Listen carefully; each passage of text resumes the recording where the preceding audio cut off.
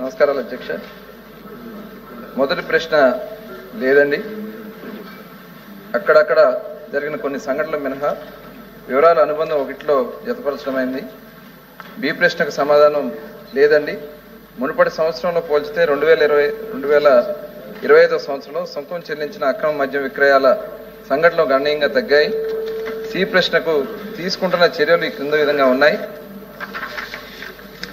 ఫిర్యాదులు దాఖలు చేయడానికి 14405 టోల్ ఫ్రీ నెంబర్ ఏర్పాటు చేయడం అయింది. నిఘా సేకరణ యంత్రాంగాన్ని బలోపేతం చేయడం అయింది. అలవాటుగా నేరాలు చేసే వ్యక్తులపై నిఘా ఉంచడం. డి ప్రశ్న అవునండి, పనిచేస్తున్న 3704 మద్యం దుకాణాలపై 3247 మద్యం దుకాణాల్లో పర్మిట్ గదులు ఏర్పాటు చేయడమైంది. ఈ ప్రశ్నకి సమాధానం అధ్యక్ష. 2025 సంవత్సరంలో సొంతం చెల్లించిన అక్రమ మద్యం విక్రయాల కేసులు 9600 నమోదయ్యాయి. నమోదైన కేసులు మరియు మద్యం దుకాణాలపైన తీసుకుంటున్న చర్యల వివరాలు అనుబంధం 2లో జతపరచడమైంది. అధ్యక్ష నమస్కారం సార్. ఇప్పుడు మంత్రి గారు చెప్పేటువంటి అన్ని అవాస్తవాలు అధ్యక్ష. మేము అడిగినటువంటి దాంట్లో మా ప్రశ్నలోనే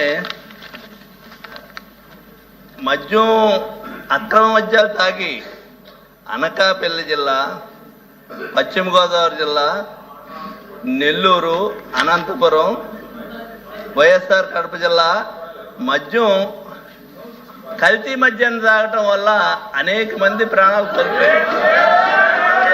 ఏమే అలాగే మీరు మాట్లాడుతున్న అవును మీరు మాట్లాడదు కానీ సార్ ఇలాగా ఈ రకంగా ప్లీజ్ కల్తీ మద్యం తాగి చనిపోవటం అనేటువంటిది మా పేపర్లు కాదు, ఆంధ్రజ్యోతి పేపర్లో కానీ, ఈనాడు పేపర్లో కానీ అనేక పేపర్లో రాసినటువంటి ఫోటోలతో సైతంగా కల్తీ హెడ్లైన్లో వచ్చినటువంటి సందర్భాలు కూడా మీ దృష్టికి తీసుకొస్తున్నాం అధ్యక్ష.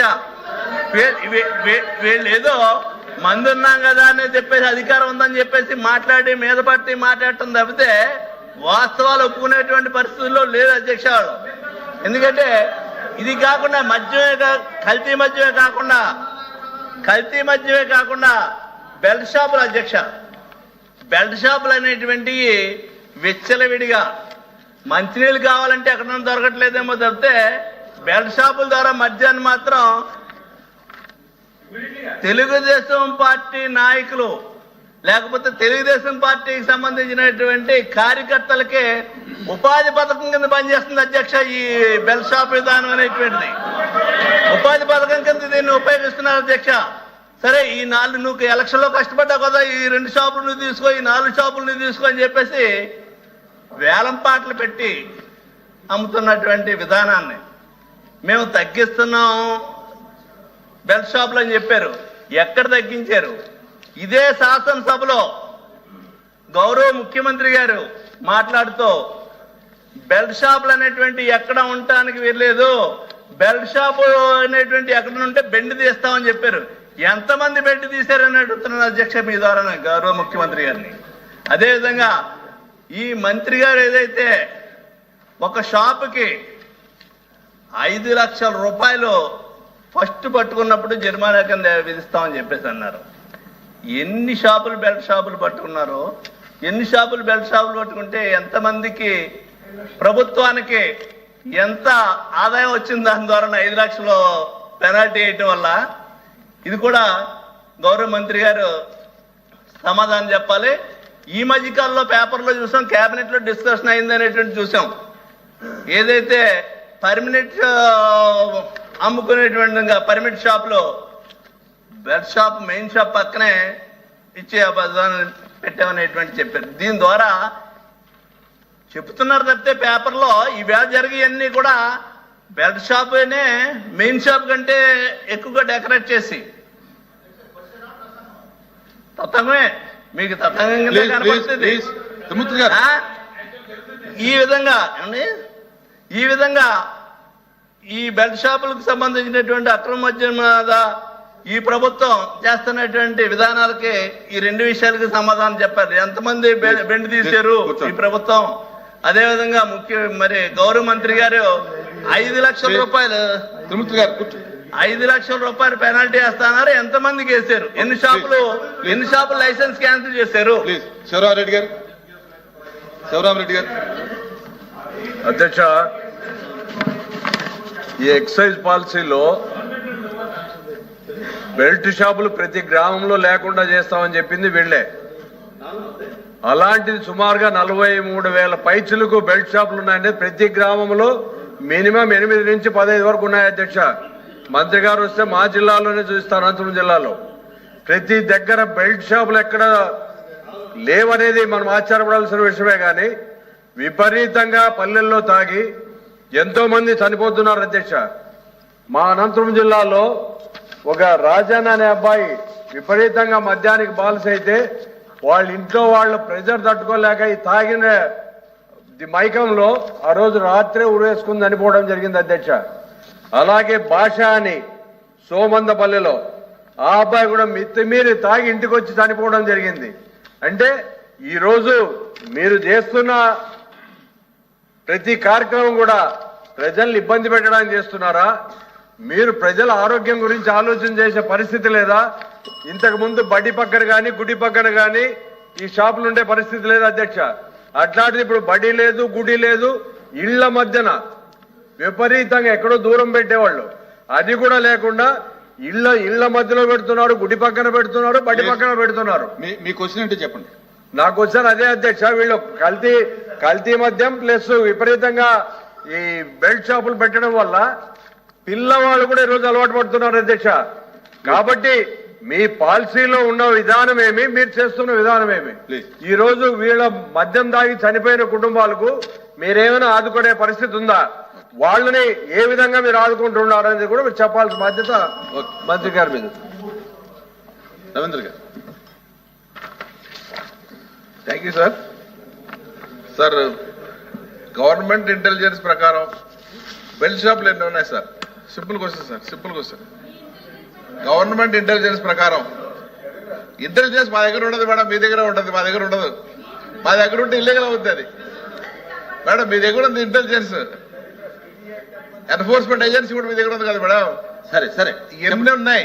యాజ్ పర్ ఇంటెలిజెన్స్ ఎన్ని ఉన్నాయి, ఎన్ని మీద యాక్షన్ తీసుకోవాల్సి వచ్చింది, పెండింగ్ ఎంత ఉంది? ఓకే.